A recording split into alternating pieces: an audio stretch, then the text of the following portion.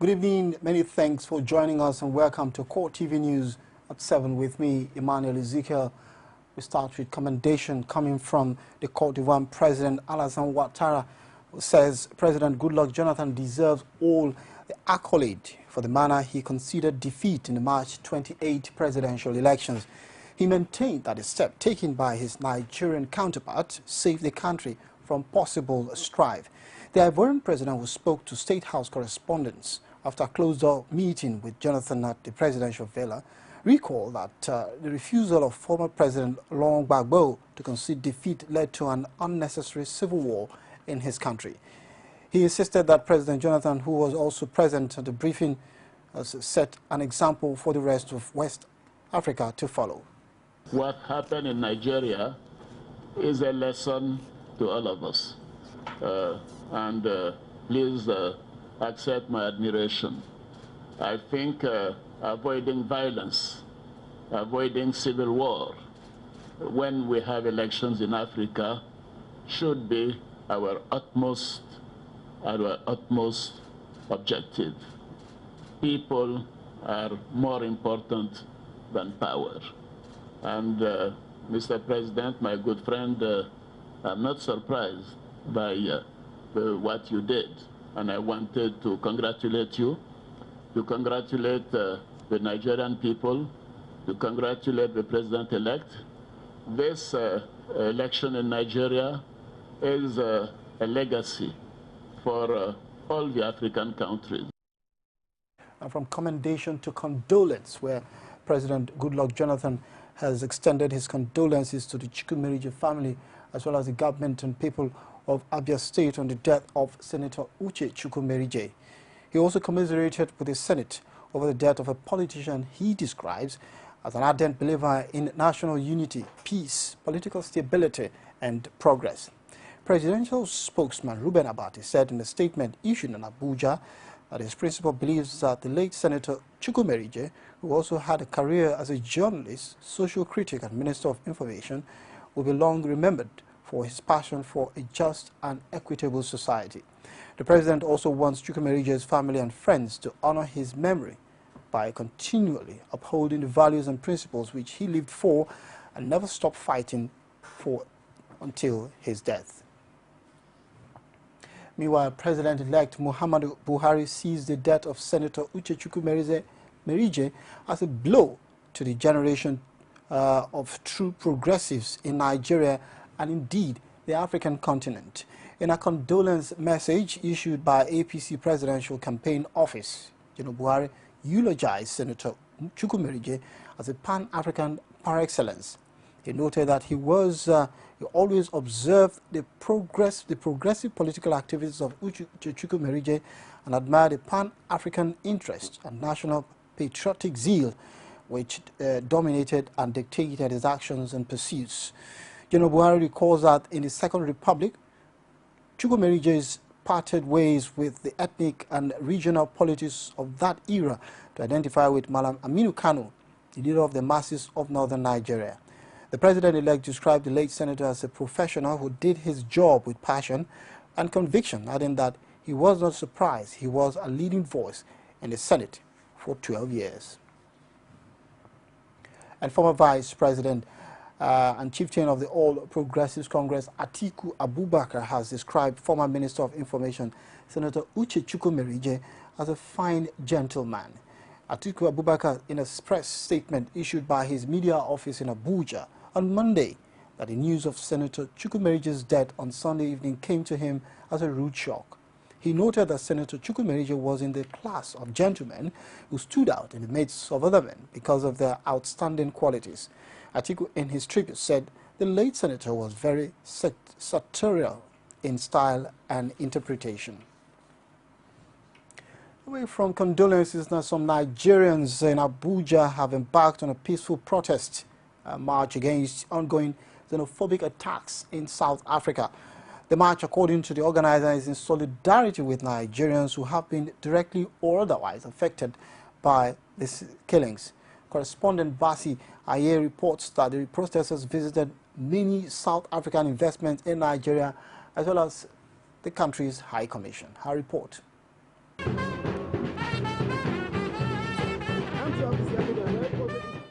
The past weeks have witnessed numerous attacks and killing of foreign nationals, especially Africans living in South Africa.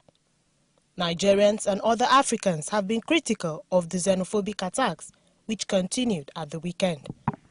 This group of Nigerians have decided to match words with action. They have resolved to take their message to South African-owned businesses in Abuja.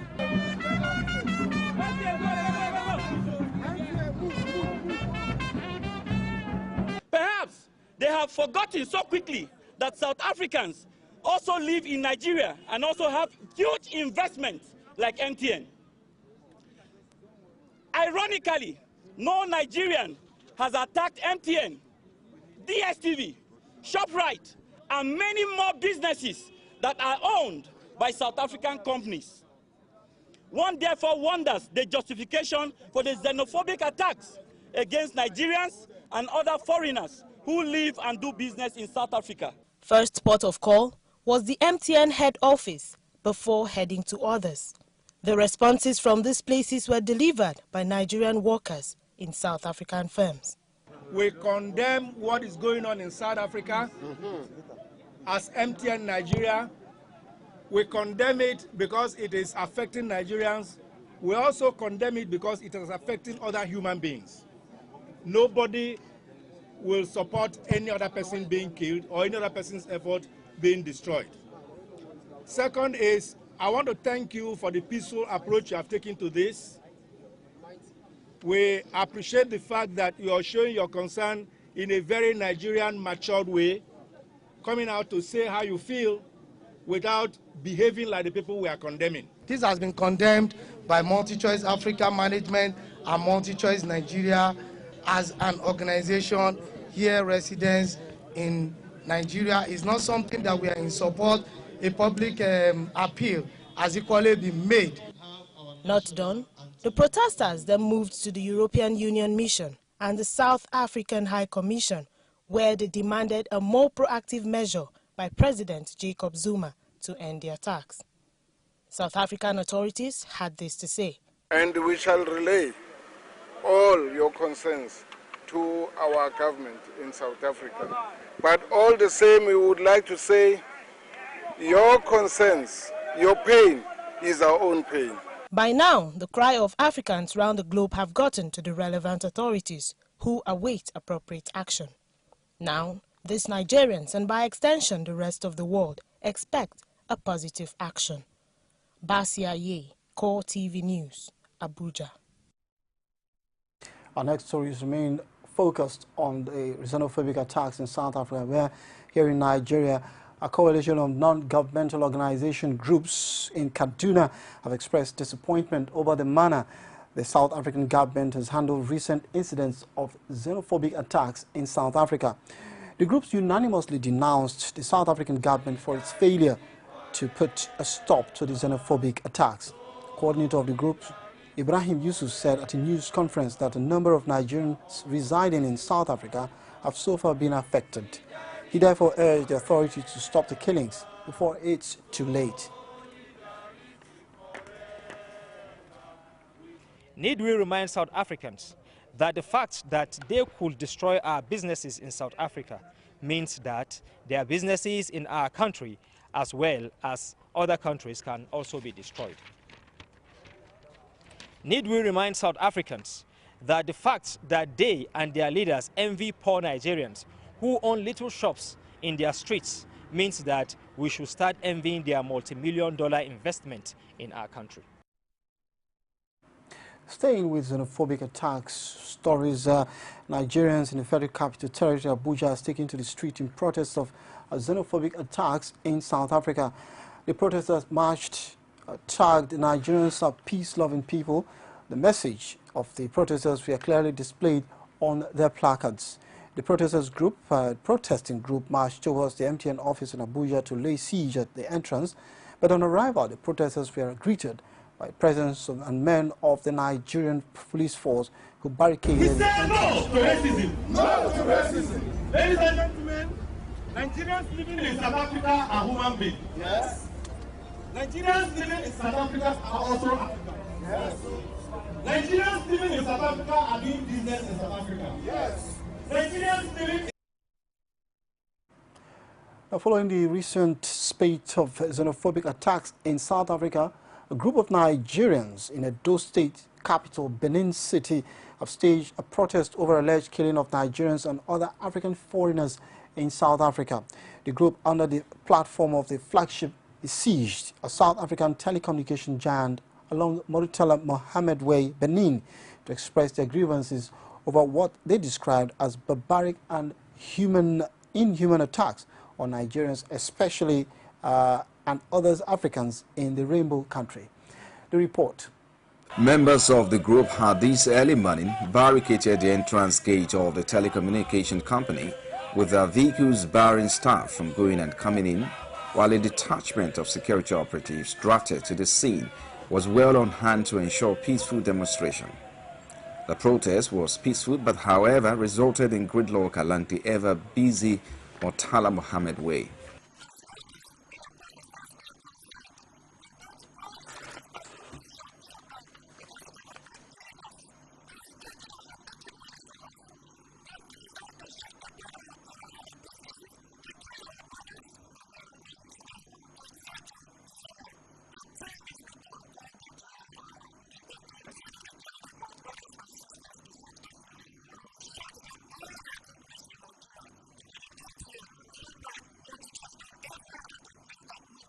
The same group, however, promised to continue to protest all South African companies and the state until such attack is put under control, adding that Nigerians have suffered untold hardship and losses in that country. If you're tuned in, you're just watching CoreTV News at 7. At this point, we'll go for a quick break. When we return, our stories will be focused on the return ticket of senators in Kwara State elected in the just concluded National Assembly elections, as well as Edo State, where the APC is set to cruise home in the reschedule House of Assembly elections. Join us shortly. From time immemorial, women have birthed life, shaped character, and by extension, influenced the society. Moremi of Ife, Emotan of Benin, Queen Aminat of Zaria, all women of influence and power. Whether it's before election, after election. How ironical. Women being so powerful, yet have few grounds in decision making. They see you as a wife, and I see you as a wife to a man. We are talking women in politics. A woman will be bold enough to stand up and say, I want to become president of Nigeria. Only on CoreTV News. Welcome back. This is CoreTV News at 7. You can reach us on our following social media platforms: Facebook, facebook.com/CoreTV News, or our Twitter handle at CoreTV News NG. You can also reach our YouTube channel, youtube.com/CoreTV News Space, and then news. The Kwara State Governor Abu Fatah Ahmed and the senator representing Kwara Central Senatorial District, Bukola Saraki, alongside other National Assembly members elected, have received their certificates of return in Ilorin. The governor, on receipt of the certificate, called for the support of all Kwaras, as Saraki expressed hope of his emergence as next Senate president. Our correspondent Rashid filed in this report. The March 28 National Assembly election and that of the April 11 governorship election has been a good outing for the APC in Kwara State. Presenting certificates of return to governor-elect and National Assembly members at INEC office in Ilorin, the resident electoral commissioner Emmanuel Onachayo extols the virtue of Kwara voters for the peaceful conduct at the polls. If the people of Kwara are not forthcoming, we will not be successful. On the TV, they were asking me that any box, selection of ballot boxes here. I think we are past that stage. We are past that stage in Kwara. So the people in Kwara were forthcoming. While receiving his certificate of return, the governor called on the opposition to join in the Kwara project, as the senator representing Kwara Central acknowledges the support of the people, expressing optimism at the Senate presidency. I therefore call on all of us, whether you have voted for us or not, or whether you choose to watch from the sidelines, to join hands with us so that together we can lift our state up. On our part, let me once again assure you all that great things are coming to our dear state as we prepare to unveil sweeping economic, capital projects and programs designed to better the lives of our people. I think that it can only make us more determined to ensure that we have signed a contract really with the people. We made a promise to go there and bring and ensure the development of our state and the better of our people. And we have no choice than to work tirelessly for that. And I'm committed to that. We will continue to move around and talk to our people. And at the end of the day, we are hopeful. As Nigerians are on the countdown to May 29, the players in the next political dispensation are gradually making known their interests. Rashid, CoreTV News, Ilorin. Our next story is one challenge that the incoming administration might have to deal with. And after the euphoria of electoral victories across the country, one of the major challenges that will confront the president-elect and some state governors is the level of debt stock the outgoing administration will leave behind. In this report, Oluwaseyi Adegoke take a closer look at how this might be tackled. The heavy debt pile at the national and state level, if not properly handled, could hamper the delivery of dividends of democracy. Then they should not rely so much on how much they could borrow, from other places if they don't have means of paying. So what they should do is to plug all the, leaking, all the drain pipes, where the resources of those states are leaking out. That issue would only require the new administrations at the national and state levels to put on their thinking cap. A lot of more ingenuity has to come in for you to really succeed in fulfilling the promises you've made and the changes you have promised. Internally generated revenue is very key. They need to put on their thinking cap and see what they can do. As Nigerians look forward to the promises of the new administrations at the national and state levels, come May 29, 2015, the people hope that these administrations will indeed bring a realistic change. Oluwaseyi Adegoke, CoreTV News, Lagos.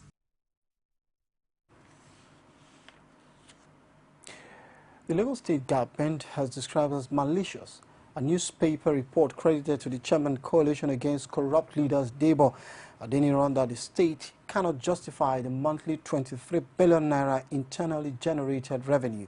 The special advisor to Governor Fashola on media and strategy, Lateef Raji, debunked this allegation while with journalists in Lagos. He says the accomplishments of the state across all sectors are testimonies to the judicious use of taxpayers' money.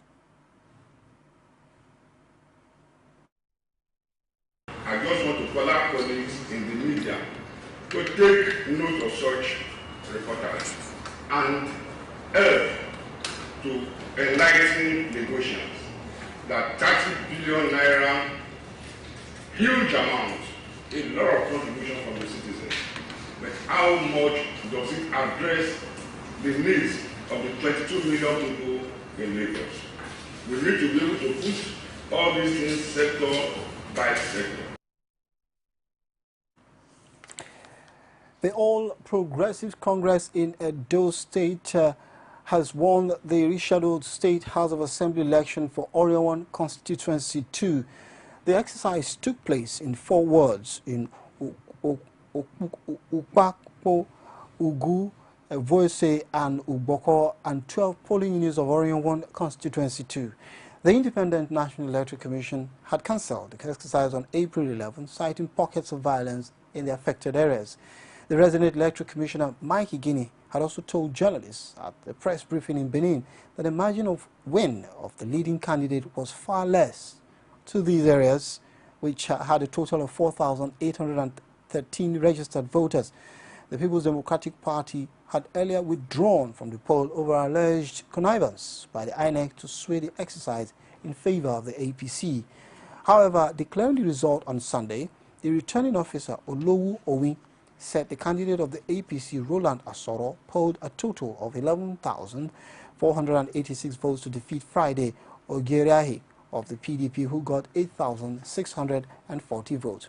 Owin said a total of 20,671 votes were cast, while 545 of them were declared invalid.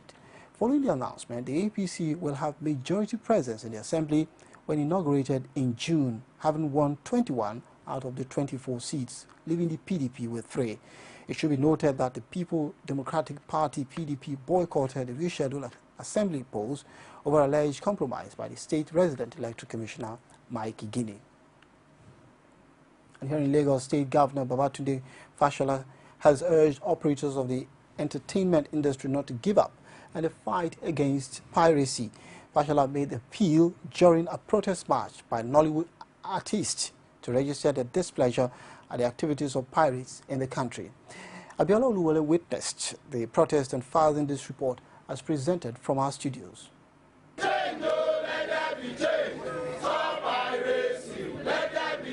These are the chants from the entertainers who besieged the office of the Lagos State Governor, Babatunde Fashola, in cry against the unfortunate act of piracy.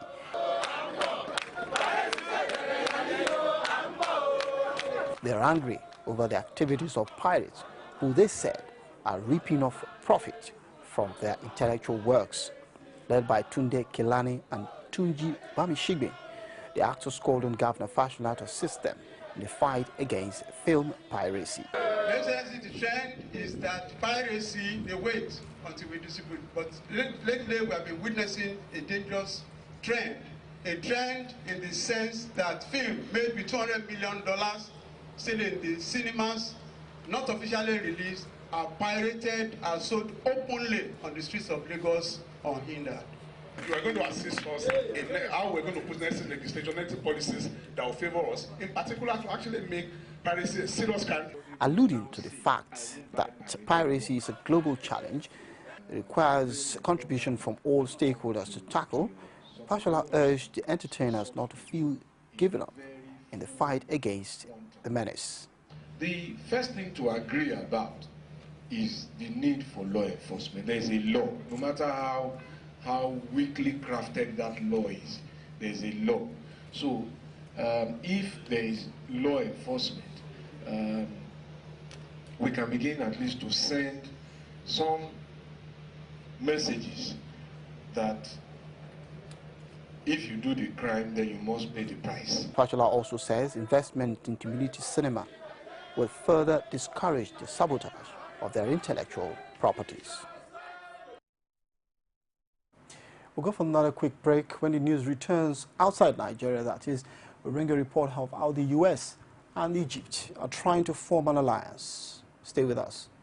You can now watch CoreTV News live from anywhere in the world on our website, www.coretvnews.com. Click on Live TV on our website and watch us live. And welcome to CoreTV Primetime Days. To follow us on Twitter, click on Twitter icon on our website. And Facebook, click on the Facebook and YouTube to see all our previous news production. You can also watch us live on YouTube.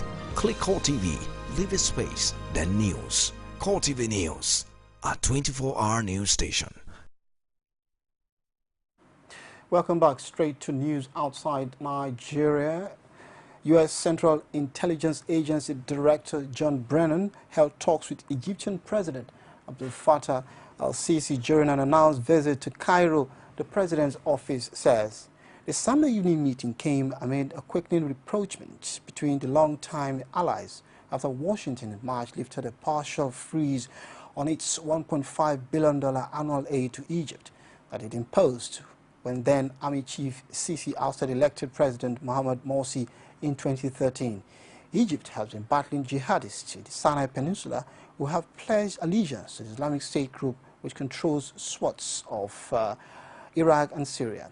It has also voiced growing concern about the jihadist presence in its eastern neighbor Libya, where it has exploited a power struggle between rival governments to launch increasingly grisly attacks. Most recently, the videotaped executions of 30 Ethiopian Christians. And with that, we conclude the news at 7. In the next half hour, I'll be the reporter. My name is Emmanuel Ezekiel, and don't go away, as well as news, primetime news that comes up at 9:45. Thank you very much for watching.